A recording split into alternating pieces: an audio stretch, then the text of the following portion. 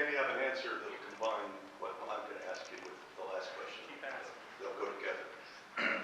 I usually wouldn't want to ask somebody about religious questions, but you sort of invited us to do that. Sure. In a sense. I'm a strong believer in separation of church and state. But in this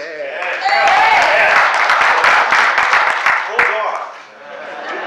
Rowdy crowd. But in this case, I do have to ask a question, and it's with regard to your, a different tack than the last speaker, with regard to your recent controversial statements about the poor. Now, with the help of one of your staff members, I actually identified the biblical passage that you had cited of Jesus saying the poor will be with us. Your quote about that. And I learned that the context of that was interesting. In the two-page passages in the Bible where he says that, and it's the story of a woman who spent a large amount of money using an expensive oil to anoint Jesus. Jesus criticized his disciples, okay, for their saying, you should spend that money on the poor. He did criticize them, and said, the poor will be with you, but I won't always. Okay, and his criticism was against their judgment of this woman. Okay, but when you quoted this, you twisted it in what I think is a very significant and meaningful way. You said that your citation of the passage was that the poor will always be with us. Okay, and what you've done is taken Jesus' words and turned them into a political and an economic statement about poverty, assuming that it lasts forever and it will always be with us, and as though it's poverty is something created by God. Okay, and in doing that, you let yourself off the hook for the poor people that you're talking about.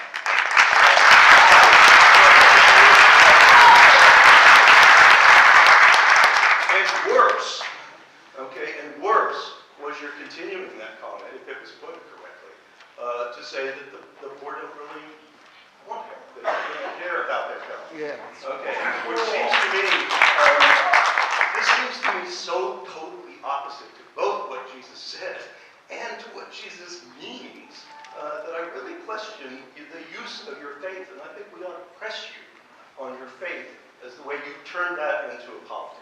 Okay? Thank you.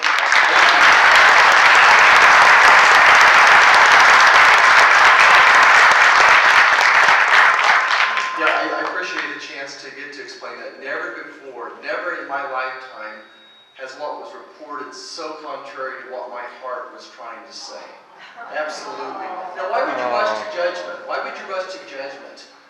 When a 30-minute interview about the health care bill, of all the statements I said, that was certainly taken out of context. And then the local media didn't even give me a chance to explain what I was trying to say.